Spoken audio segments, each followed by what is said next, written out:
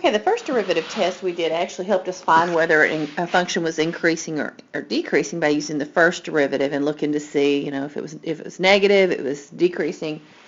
If it was positive, it was increasing, because remember, all the first derivative represents is the slope. Now, if we knew that a function was increasing and then it was decreasing, we knew we had a maximum there. And in that case, we know that our function was, we would call this concave down. Concave down. Oh, this stylus isn't great. All right, if function was decreasing and then it hit a critical point as a minimum and it came up, we would say this was concave up. So we could use the first derivative test to do that. And, it's fine. We could get by with just the first derivative test, but a faster way to do it is to use the second derivative test. Now, the second derivative test will not work in all situations. It only works in places where the second derivative is defined. Sometimes, and also, if we take the second derivative and we get 0, it doesn't really tell us anything. So you can't really use the second derivative all the time.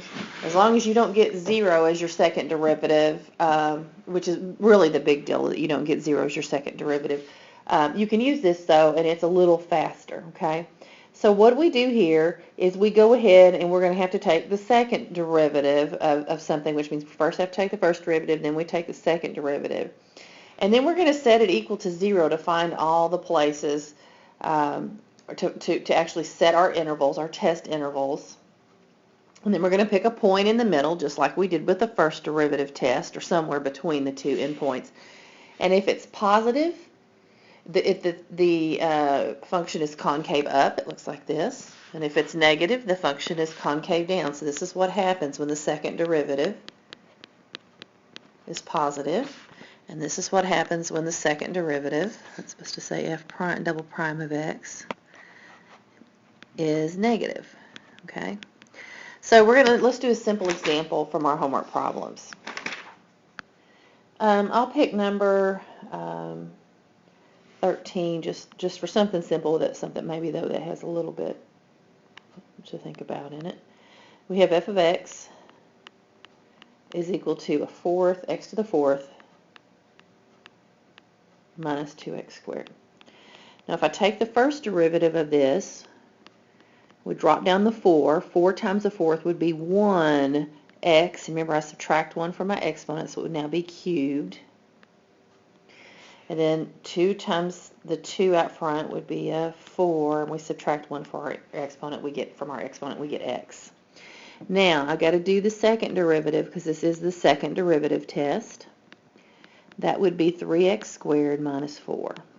Okay, this one's an easy one to do because it's a polynomial function. They're just going to give you all kinds of different types of things to take derivatives of just to keep you, skilled in those areas, but this is a simpler one. All right. So now, where is that second derivative equal to 0? That will give us our test intervals.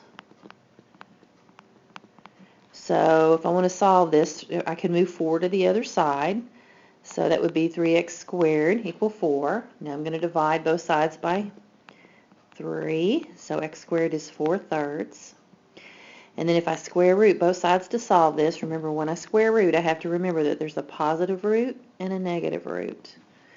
Okay, so I would get x equal plus or minus square root of 4/3.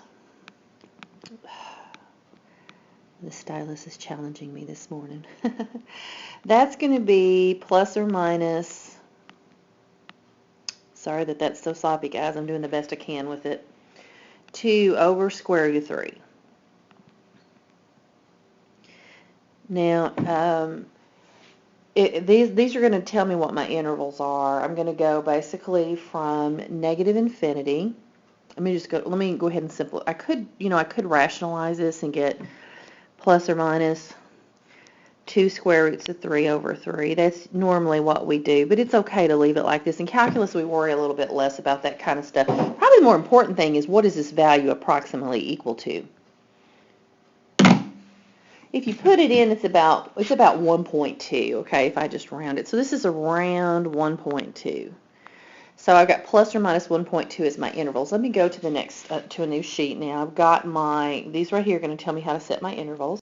I'm going to go from negative infinity to negative 2 over square root of 3, from negative 2 square root of 3 to positive 2 square roots of 3, and then from 2 square roots of 3 to infinity.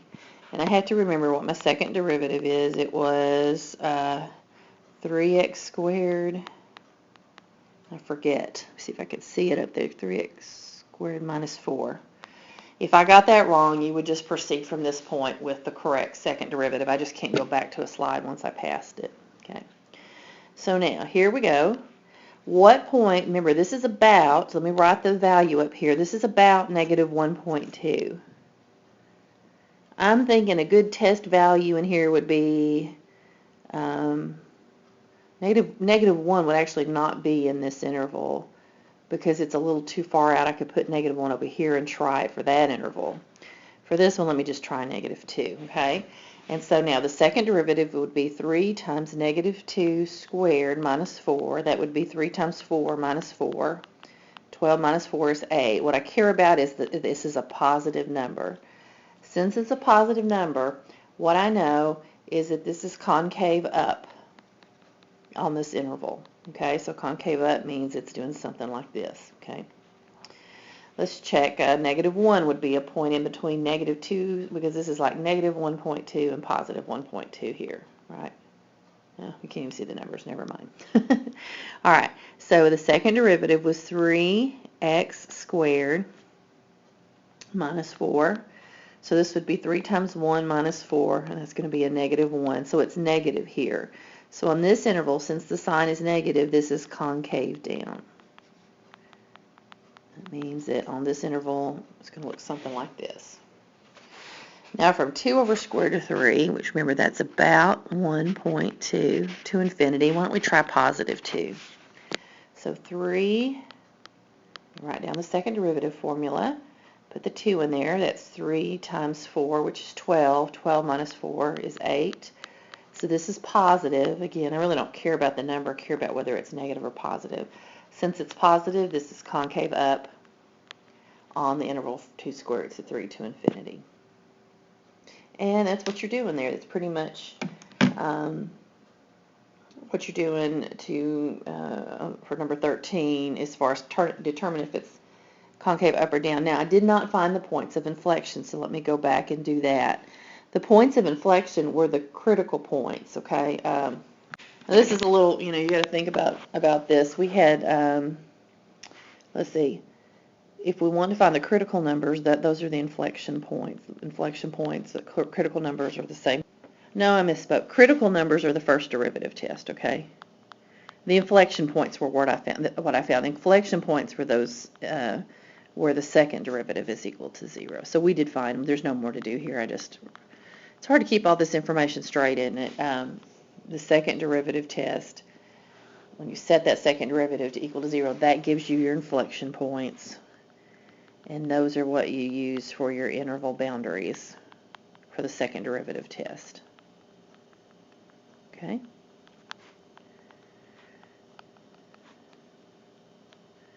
So our inflection points in this case were x equal 2 over square root of 3 and x equal negative 2 over square root of 3. Those were the inflection points. That was the answer to what they wanted for that first part.